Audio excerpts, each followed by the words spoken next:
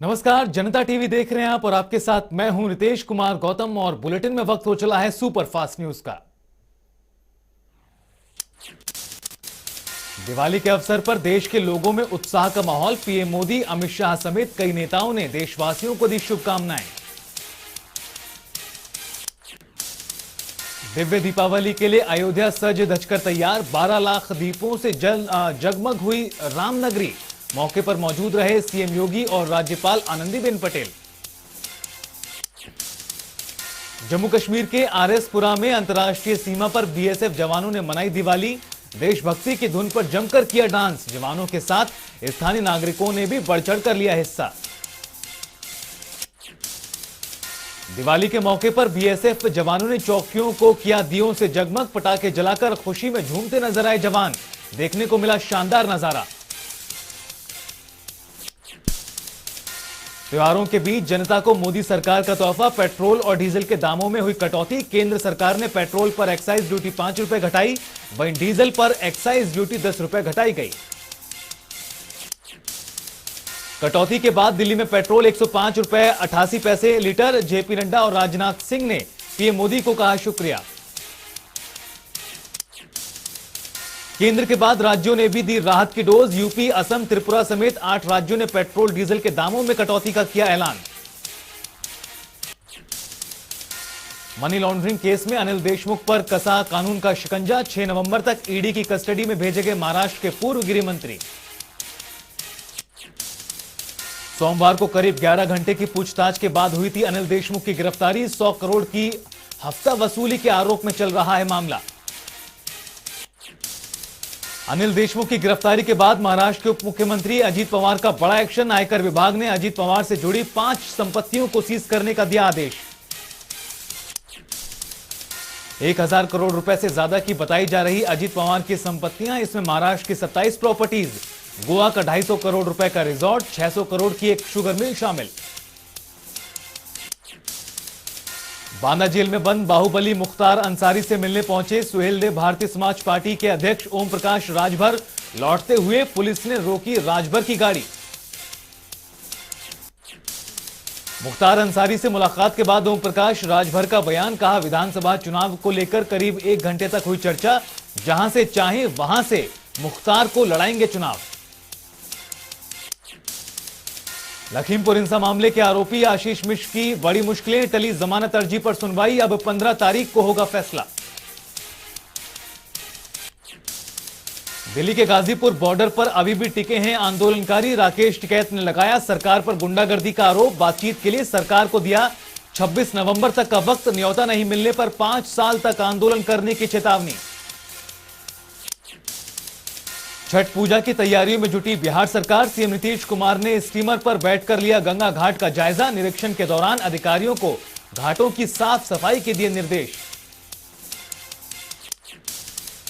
Dengue को नियंत्रित करने के लिए केंद्र सरकार सख्त। सबसे ज्यादा प्रभावित 9 राज्यों और केंद्र शासित प्रदेशों में भेजी गई हाई लेवल टीम बीमारी को नियंत्रण करने में करेगी मदद।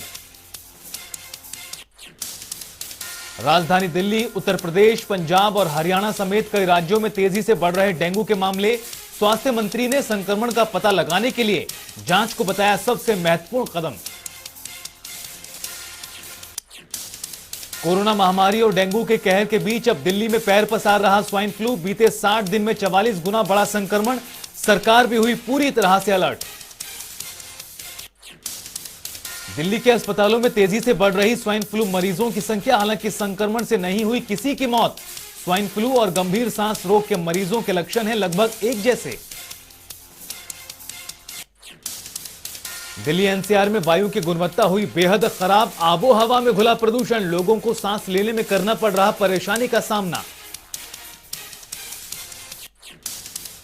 345 AQI के साथ राजधानी में बवाना सबसे ज्यादा प्रदूषित इलाका। अक्षरधाम मंदिर के पास भी दिखी प्रदूषण की सफेद चादर। घने स्मॉग के बीच गाड़ियां रेंगती हुई नजर आईं। ऑस्ट्रेलिया जाने वालों के लिए भारतीयों के लिए खुशखबरी। स्वदेशी टीके कोवैक्सीन को मिली हरी झंडी। बिना रोक टोक कर सकेंगे यात्रा।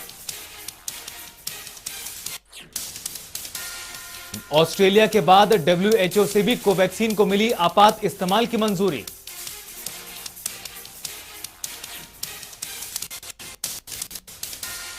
दुनिया में जारी है कोरोना का कहर। अब तक 24 करोड़ 82 लाख से ज्यादा केस सामने आए। 22 करोड़ 50 लाख से ज्यादा मरीज रिकवर। मौतों का आंकड़ा 50 लाख के पार। देश में 24 घंटे में 12,000 से ज्यादा नए केस, तो वहीं 11,000 से ज्यादा मरीज रिकवर। एक दिन में 435 लोगों ने तोड़ा दम। भारत में कुल कोरोना केस 3 करोड़ 42 लाख से ज्यादा। अब तक करीब 3 करोड़ 36 लाख से ज्यादा मरीज रिकवर। कुल मौतों का आंकड़ा 4,58,000 के पार।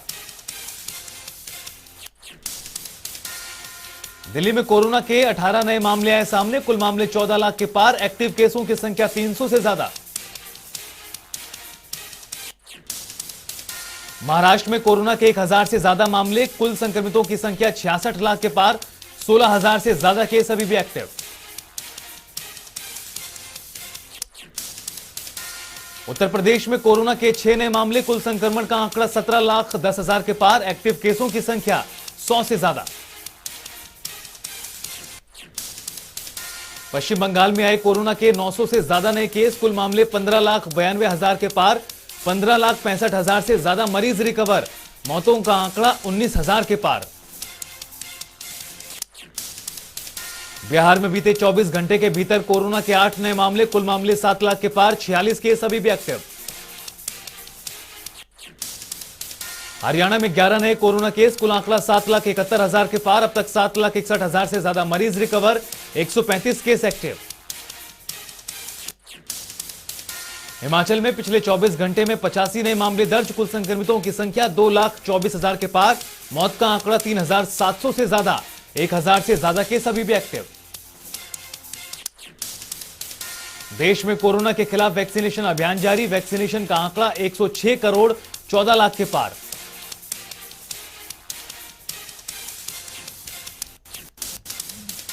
पांच नवंबर को बाबा केदारनाथ के दरबार में हाजिरी लगाएंगे प्रधानमंत्री नरेंद्र मोदी।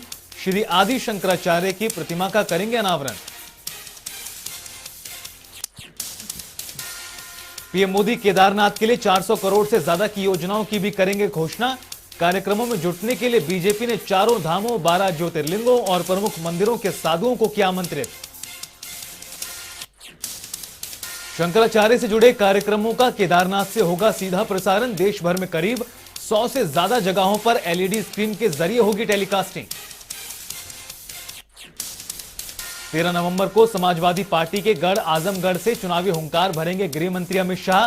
2 दिवसीय राजभाषा सम्मेलन की भी करेंगे अध्यक्षता। आजमगढ़ में कई योजनाओं का शिलान्यास और लोकार्पण भी करेंगे गृह मंत्री अमित शाह।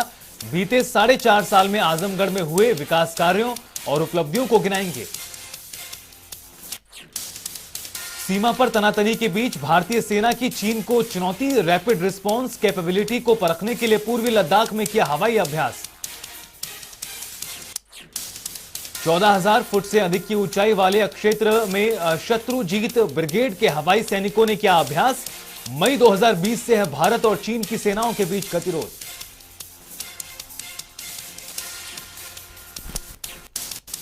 हरियाणा विधानसभा अध्यक्ष ज्ञानचंद गुप्ता ने वेस्ट वुड फर्नीचर फैक्ट्री का दौरा किया। आग से नुकसान का लिया जायजा।